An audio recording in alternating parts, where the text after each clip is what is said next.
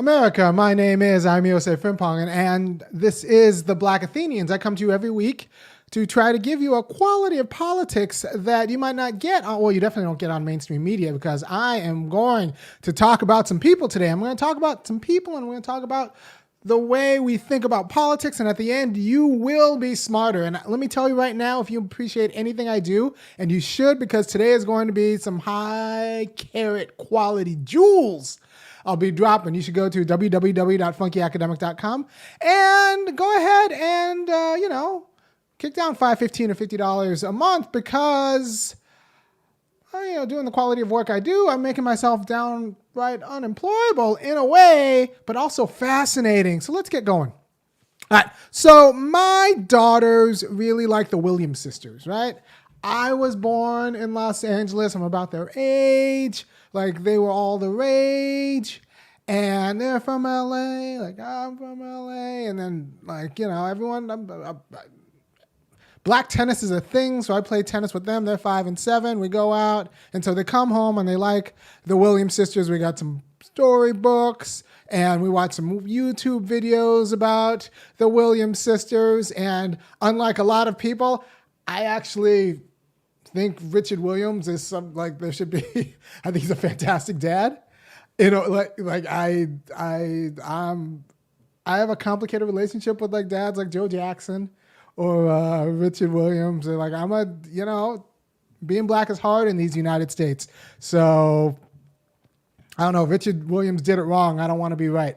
So I appreciate Richard Williams in a way, and they appreciate Venus and Serena Williams. And I think that's good for them to see, a black woman do well at tennis. And we watch videos where the Williams sisters are just wiping the floor with white girls, and it's fantastic, right?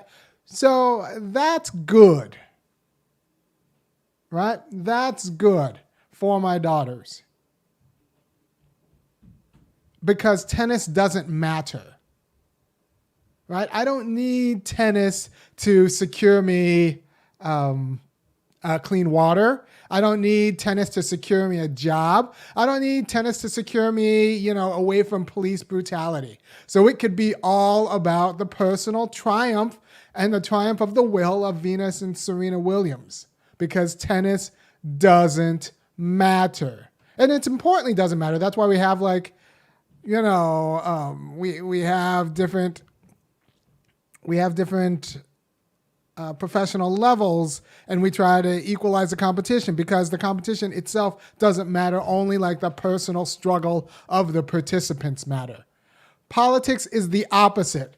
The personal struggle of the participants doesn't matter, but their work, their vision of government does, right? Let's say I can have a woman plumber come to my house, and my daughter see the woman plumber come to my house, and not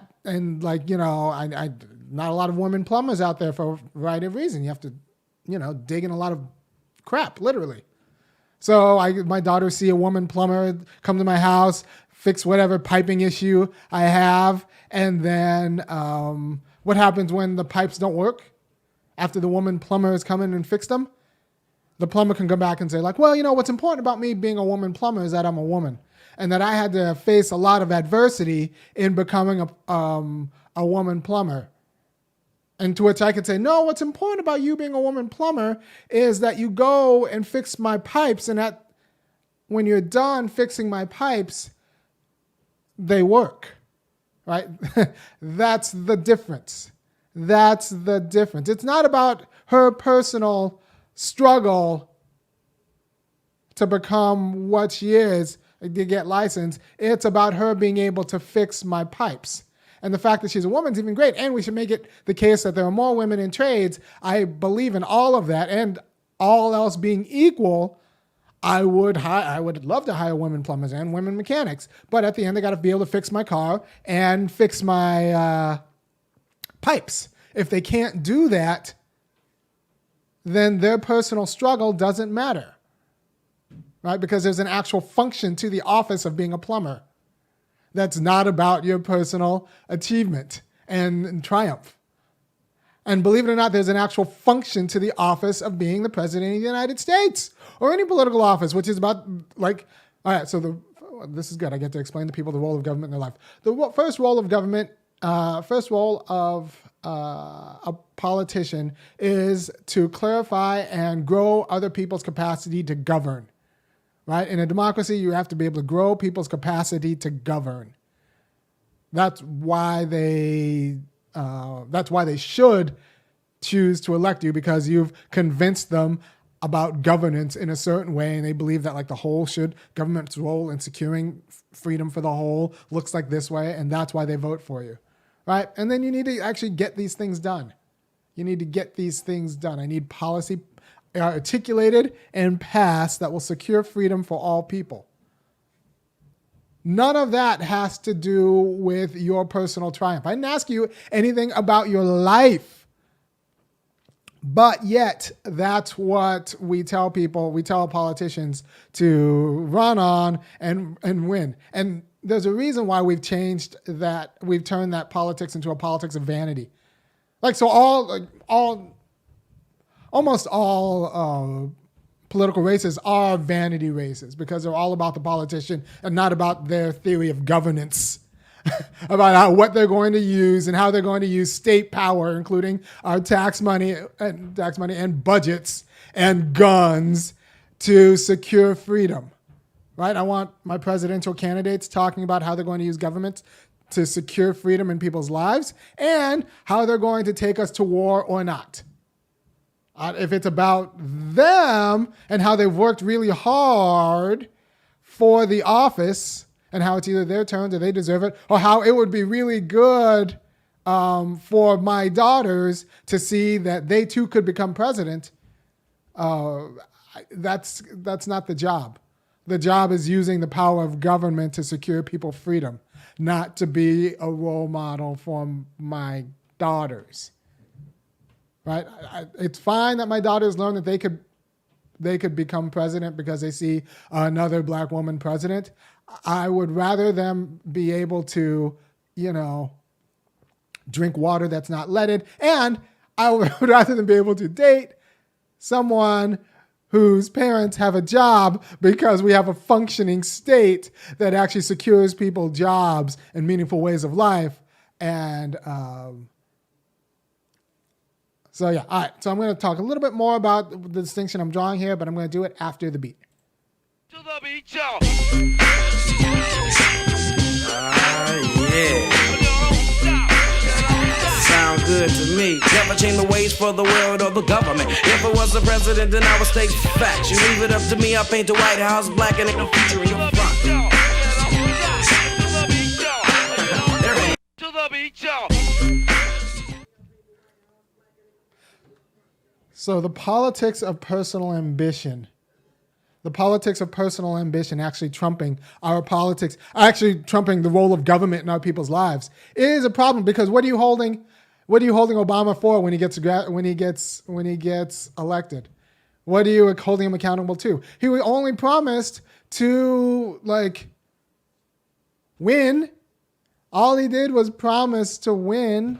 All he did was promise to be black and beat the country's racism. So if the goal of the office is to show other people that race, gender, or religious orientation can be surmounted as an obstacle to winning the office, then the office is just a beauty contest where we kind of compete, or we debate about what constitutes beauty. Right? And the office is just about personal ambition. It's not about anything that they want to do or have promised to do for securing your rights. Right? So what do you need out of a political office? Do you need an emulation of personal ambition? Because I can get that out of sports. Or do you need government that works? Black people, we need a government that works. So if anyone's promising you a symbol that, Not a symbol. It's actually concrete freedom. So let me make a distinction here. A symbol is something abstract that can be misinterpreted, or it doesn't give itself to a full interpretation. For example, if I draw a lion, that could be a symbol of courage, or it could be a symbol of carnivorous hunger, or it could be a symbol of kingship, or it could be a symbol of vanity. It's a lion, right? It could be a symbol of all sorts of things, right? That's part of what it is to be a symbol. These vanity races are not symbols.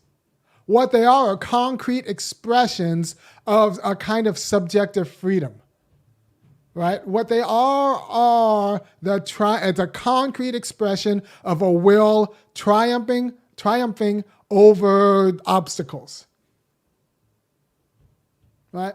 So it makes it about, it turns it from being about what you actually do and produce in the world as a politician, whether you're producing an understanding about the role of government in lives, or you're producing policy, you're organizing, like I said, the role of government in people's lives and clarifying that, or whether you are merely fulfilling a personal ambition and showing other people that they too can fulfill a personal ambition. It doesn't, but very important, it doesn't matter what the ambition is if that's what you're doing. If they get the same charge, the same message that you can do anything out of watching the Williams sisters, that they do out of watching Oprah, out of watching Kamala Harris, that's not good governance. It's actually one-sided because it's not telling them like how to actually, like what politics is. It's telling them that they can achieve whatever dreams they happen to have. Right? So I do not need inspirational or aspirational politics. I need a government that works. And black people, do you want a black mayor who keeps your water with lead in it, or a white one who gets you clean water? Like that's, I don't know. What do you want the role of government in your life? Do you want a black governor who doesn't secure Medicaid for your state, or a white one who does? Right? Like one would be like, yeah, a black man can come, or a black woman can become governor. The other one's like Medicaid. Right. All right. So like you shouldn't look for politicians for that variety of aspiration. Because if their only job is to be personally ambitious and to succeed in that personal ambition, then you've taken the substance out of politics, the objective substance out of politics, and made it about some sort of subjective freedom. And this is a thing. I study a lot of Hegel, right? Hegel's a 19th century philosopher, and he did a lot of actually really thoughtful work. And he worried about this too, because he saw this as a form of late modernity. If everything becomes an internal struggle and drama becomes an internal struggle, then drama starts. The good news is for art and drama, if everything's become an internal struggle, you can have a drama about anything. Everything can be a legitimate drama. It doesn't just have to be about kings, and it doesn't just have to be about like people who actually do things in the world and out of feats of heroism. It could just be about anyone who feels like they've overcome something, because freedom is about overcoming, and these personal dramas, regardless of what actually you do or how much power, objective power you have. And he said, as a form of modern society, that's a worry about modern art, when it just becomes about this subjective freedom and personal ambition and personal dramas. The good news is it expands the number of things you can write dramas about, but it makes everything smaller and confuses people about the stakes of the world and what real power looks like when it's objectively institutionalized. So, I mean, you can think about this with, say, the movie Hamilton. Is the musical Hamilton about Alexander Hamilton's personal ambition and Aaron Burr's personal ambition? In which case it could be about anything.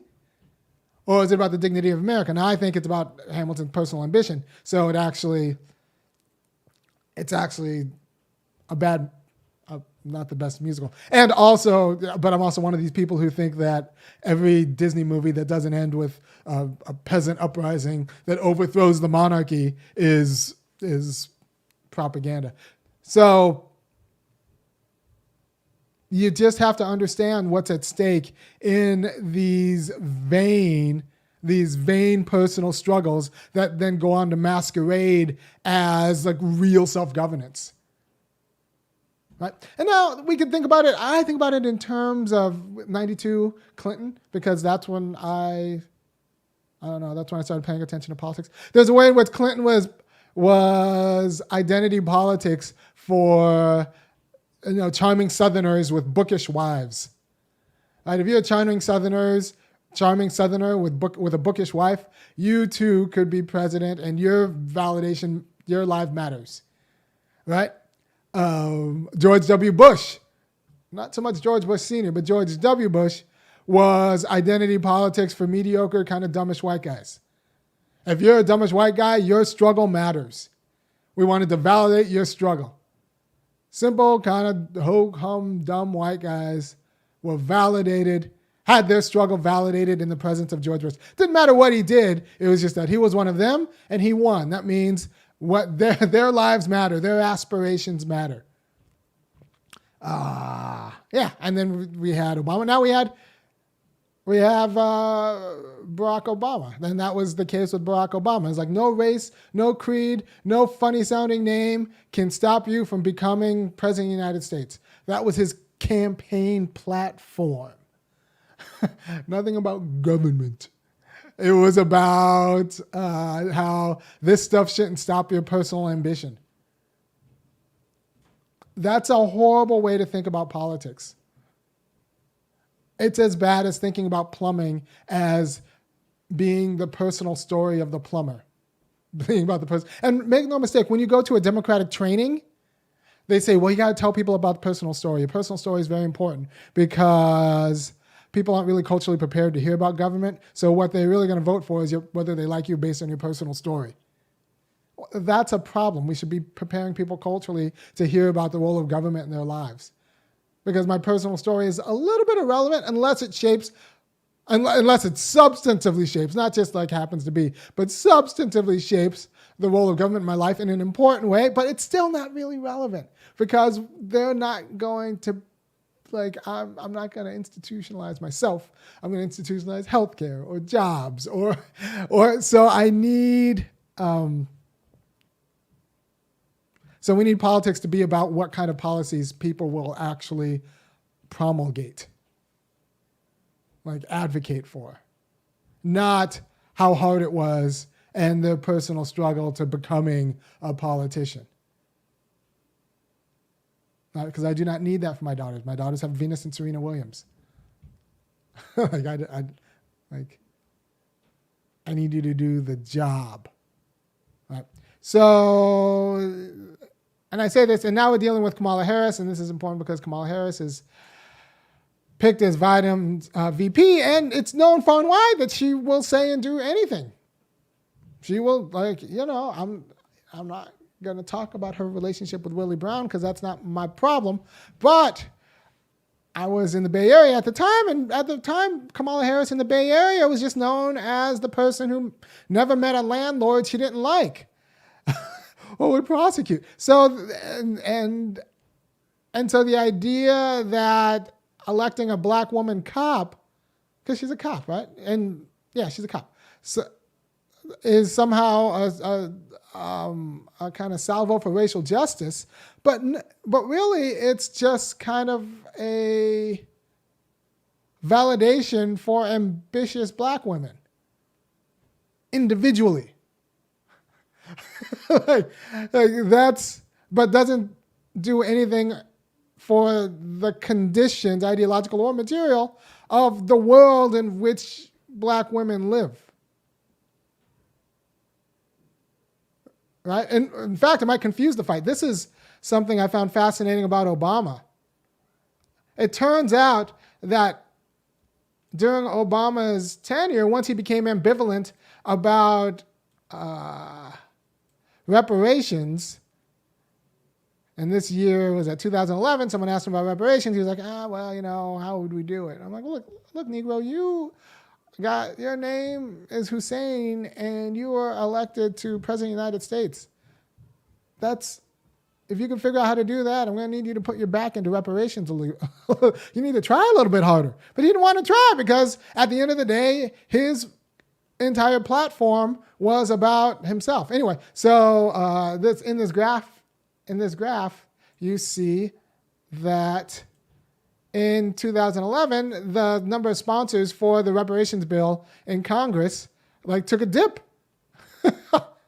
because Obama had signaled that, he wasn't for it and he wasn't going to worry about it. And it just seemed like too much work. So that actually confused people about the role of government in securing justice for a black community. And it took an increase after he got out of office.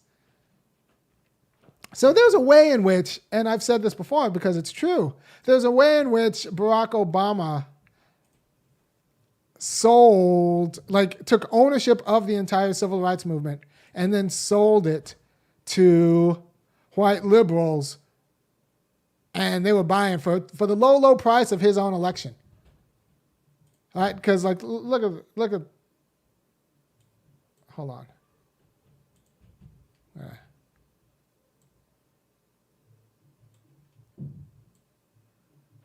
Yeah, for the low price of his own election.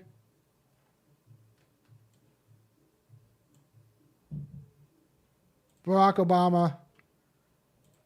Here you go. I don't have a producer. Well, that's why you should go to www.com. I had to COVID. I don't know if I could find one. Anyway, so look at this. There's Mandela, there is Martin Luther King, there's Malcolm X, and there's Barack Obama. One of these things is not like the other. I think one of these people is not like the other. Yet Obama styled himself as the heir to that lineage. And I just don't think that's true because these people were not about personal ambition. Mandela, Malcolm, and Martin were not about getting themselves elected as the pinnacle of rights in not just America but in South Africa of black freedom. Black freedom. Frederick Douglass was not the end of Frederick Douglass's advocacy. Isn't Barack Obama? Frederick Douglass is a little bit weird because of how he wanted pictures taken of him. But that's a complicated story. But the end of W.B. Du Bois's legacy is definitely not Barack Obama. The end of these legacies are not because the end of these legacies are black freedom. And no black people became more free except a handful of mid to upper class Negroes, did well under the Obama years. But for the most part, black life didn't change. And that's the problem. And Democrats lost 816 seats because whereas in statewide legislative seats and 13 governor's mansions because Barack Obama was bad for the Democratic Party. If his entire shtick is that a vote for him is a vote is a triumph of racial justice, then any other Democrat who's not him kind of has nothing to run on. And so it confused people about the role of government in their life. He wasn't interested in governing. And this is also a reason why everyone talks about him being the first black president of the Harvard Law Review. Nobody talks about what law review articles were written under his tenure. Were they particularly good? Were they actually moving the ball forward in terms of the law's responsibility in securing justice for black people? That didn't matter. What mattered was he could do it. And that is a huge problem because out of a black president of a law review, I'm going to need law articles that support the cause of black people in a substantive way. Not in a memorial type way, but in a substantive way. So he found a way to take ownership of the black liberation struggle and then sell it to white people for a vote. And that was very good for him personally. Was it good for black people? According to the numbers, not really. We're not doing so hot. And that's not Trump. It's just we're not doing so hot because we actually needed government and not an example of black success as is in the public as is. Because he was selling to white liberals that nothing in America has to fundamentally change. All you have to do is vote for me. And what message did they take? Well, nothing in America has to fundamentally change for all black people. And with that message, he was like, sounds good to me. All right, where's my check? So that is a problem, and I hope you understand what's at stake now with this variety of tokenism. Because it's a vanity. It was all about his vanity. His entire, I worked for his office in 2006, 2007? It was 2007 before he announced. It was always about him becoming president. Like his entire life has been about his personal ambition, not about securing freedom for his, I don't know if he even considers us his people. I don't know. But it was definitely not about securing freedom for black people through clarifying the structures that we need from government or from communities. No, he was about himself. This was all a vanity play. So the idea that Trump's candidacy is a bigger vanity play than a Barack Obama's candidacy is just not true. Obama's the most vain person in the world. I think Barack Obama kneecapped Bernie Sanders because Sanders had the audacity to advocate for programs that Obama spent 10 years telling people weren't things he could advocate for. Right? So Obama kneecapping Sanders is all about Obama legacy protection. Because Sanders, even advocating for something like Medicare for All or a federal job guarantee, then makes Obama irrelevant. I was like, what did you do for me? What did you advocate for me, Negro? Instead of your brother's helper. What is just charity? Honestly, you talk to some HBCU people, they'll tell you that George W. Bush probably did more for HBCUs than Barack Obama. I don't want to get into the details of that. It just might be true. So you have Sanders out there advocating for things. Obama spent 10 years telling black people they don't deserve or can't be advocated for at the federal level. And then that just makes Obama look irrelevant. Whether Sanders achieves one thing and then it looks like Obama was just lying to you the whole time. Because Obama was just lying to you the whole time. Then you got Kamala Harris, who I don't particularly like because she's running on the same thing. And that's why she can say everything and not be accountable for anything, because what she's really running on is black girl magic. And this is what she thinks of you. You want to know what Kamala thinks about you if you're a young voter? She told us. Let's take a listen. What else do we know about this population, 18 through 24? They are stupid. That is why we put them in dormitories. And they have a resident assistant. They make really bad decisions. You want to know what Kamala thinks about you?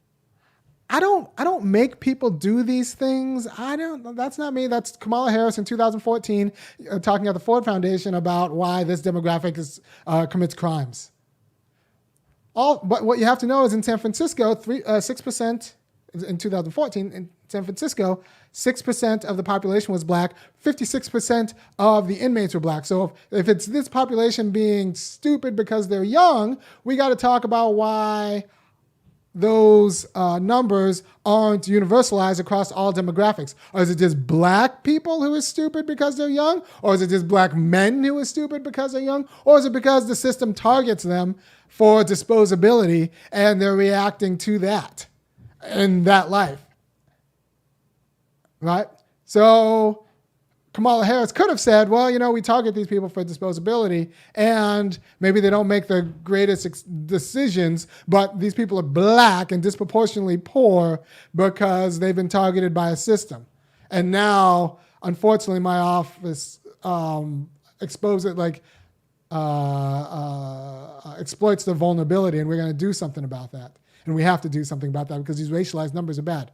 If it's just about young people, it would be young white people, young Asian people, it'd be young East Indian people all across. But it's young black people who are, especially young black men, who are in jail. So you need to talk about how it's not just them being stupid, but how they're being targeted. And if you notice, some sisters in the audience didn't exactly dig that joke because Kamala Harris doesn't have kids and she doesn't have sons, but I suspect some of these people do. And I'm going to play it again. If you're a young voter, she told us already. Let's take a listen. What else do we know about this population, 18 through 24? They are stupid. That is why we put them in dormitories, and they have a resident assistant. They make really bad decisions. You want to know what Kamala thinks about you? Again, we have to talk about why these people are black. If it's just about youth, why are they black? And I actually, these people fight and die in our wars. So I'm just not one person to call people from 18 to 24 young because, like I said, we have them go and shoot people for us. And I don't know. I've met some pretty, not particularly bright older people. So that's what we're in. That's the situation we're in. Look, there are a lot of things you could do as a black lawyer from a fancy school. There are a lot of things you could do. Michelle Alexander was a black lawyer from a fancy school. She did not become a prosecutor, a career prosecutor, right? There are a lot of things. She looked at that life and said, nah, I went to a fancy school, thought about going to law school, but then I saw I'd spend most of my time making excuses about why we have to prosecute black people. So I don't want that life. So I'd rather do pretty much anything else. But Kamala Harris looked at that life and said, hell yeah. And I don't, the choices you make. So I'm not going to vote for a cop. But I told you I wasn't going to vote for a cop before. So it can't call me any sort of names about that. I'm not voting for a cop. There's a lot of things you could do with your life. You chose to do that profession that prosecutes the state arm of racialized terror onto black disproportionately men. So that cost you my vote. But what I want to tell you is that this entire politics that's not about the role of government in people's lives, but about the personal triumph of the politician and how that personal triumph then means that your kids or other people in that demographic can too have personal triumph. Simpliciter. That's a confused and vain notion of politics. And I hope you take that seriously, because there's no holding accountable. If that's what success looks like, personal triumph, then if they do get elected, what are you going to hold them accountable for? They did what they were supposed to do, which is triumph over a racist electorate. Is that what you need out of a politician? Someone who triumphs over a racist electorate? No, I need someone who secures government's role in securing freedom for my people. I need a federal job guarantee. I need, or clarifies the fight. Not just someone who is exceptionally good at triumphing over, the small struggles that is going from being a law professor at University of Chicago to being very, very wealthy, right? So I don't know. Obama spent a lot of time telling everyone and convincing the nation, especially white liberals who bought it, that his personal triumph is identical to black personal triumph. I think John Lewis did the same thing. So I think this is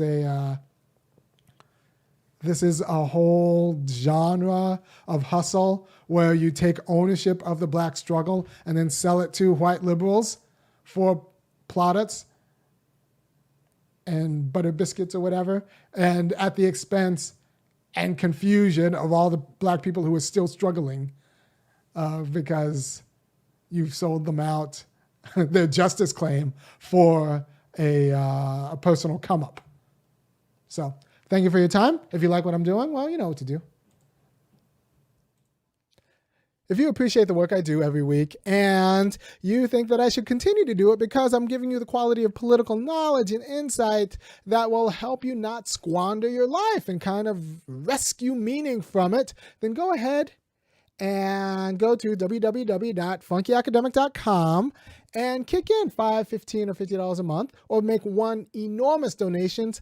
I like the monthlies because it allows me to budget more, and that'll help me, you know, with a marketing budget or getting better equipment that works all the time, because in a lot of ways, freedom means having equipment that works every time you turn it on. And I want to be a free Negro. So if you like what I do, go to funkyacademic.com and contribute. Thanks often comes in the form of cash, and the site takes